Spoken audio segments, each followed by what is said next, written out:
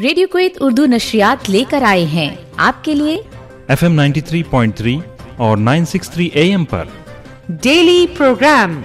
आइए जानते हैं।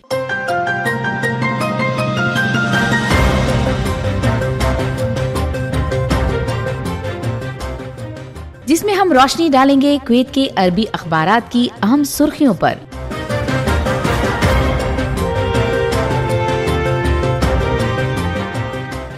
कुवैत की तारीख पर,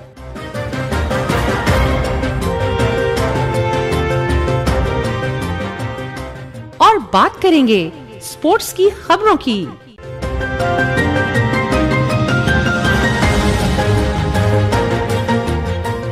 इसी तरह करेंसी रेट, सोने के भाव और मौसम की खबरें भी इस प्रोग्राम का हिस्सा होंगी।